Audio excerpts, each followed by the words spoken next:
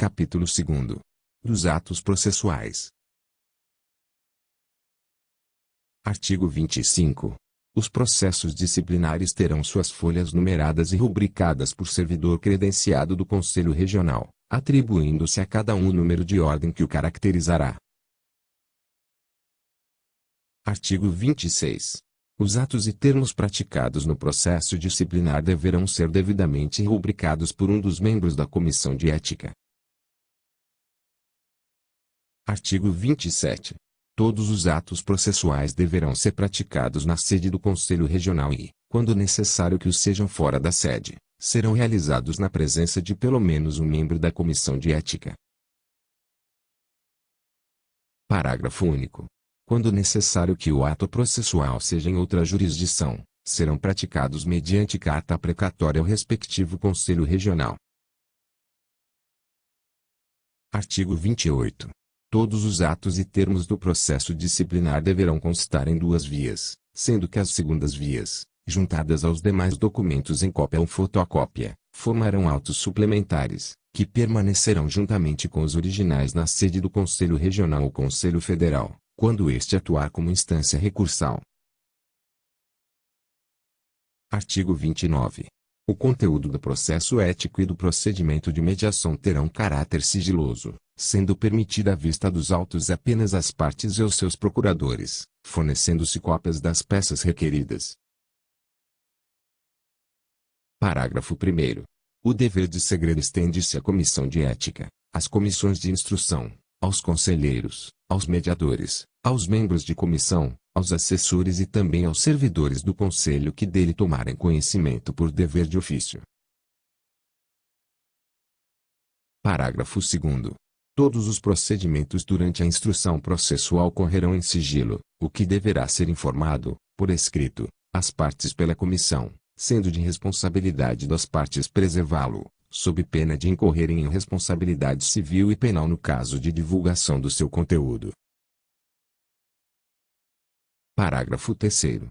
A informação a respeito da existência do processo e das partes envolvidas, sem referência ao conteúdo, não se constitui desobediência ao disposto neste artigo.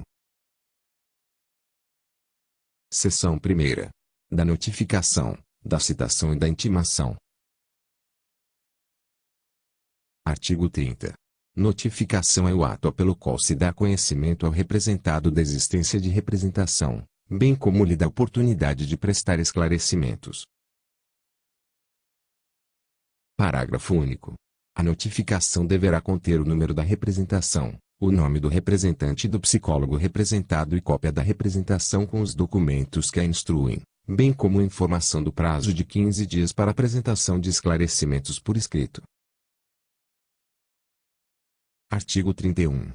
Citação é o ato pelo qual se dá conhecimento ao psicólogo processado da instauração do processo disciplinar, bem como lhe concede a oportunidade de se defender no prazo que especifica.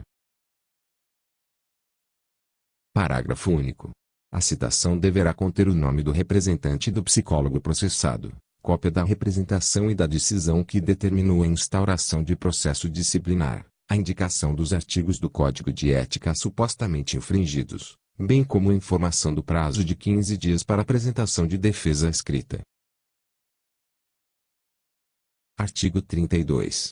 Intimação é o ato pelo qual se dá ciência a alguém dos atos e termos da representação ou do processo, para que faça ou deixe de fazer alguma coisa. Parágrafo 1º. A intimação deverá conter o número da representação ou processo disciplinar, o nome do representante e do psicólogo representado ou processado, bem como o teor do ato a ser cumprido, encaminhando-se, se for o caso, cópia de peças pertinentes ou da decisão proferida ao se dar conhecimento. Parágrafo 2º. A notificação, a citação e a intimação serão pessoais e efetuadas mediante correspondência com aviso de recebimento, entrega pessoal contra recibo ou telegrama com cópia, que, após devolvidos, serão juntados aos autos. Parágrafo 3º. Considera-se efetiva da notificação, a citação e a intimação a partir da data de recebimento, que consta no recibo ou na cópia do telegrama. Artigo 33. A citação será feita por edital, se o psicólogo processado não for encontrado. Parágrafo 1º.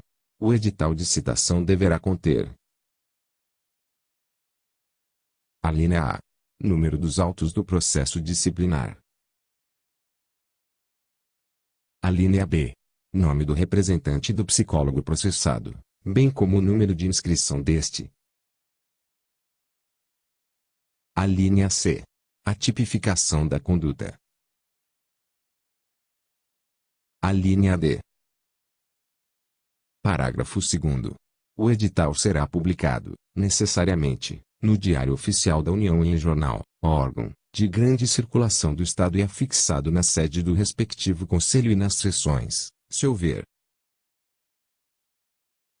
Parágrafo 3º.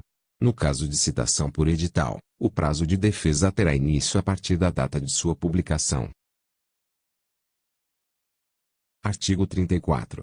Dar-se-á, por citado psicólogo processado que intervier no feito antes de procedida a citação. Parágrafo único. Tal circunstância deverá ser certificada nos autos,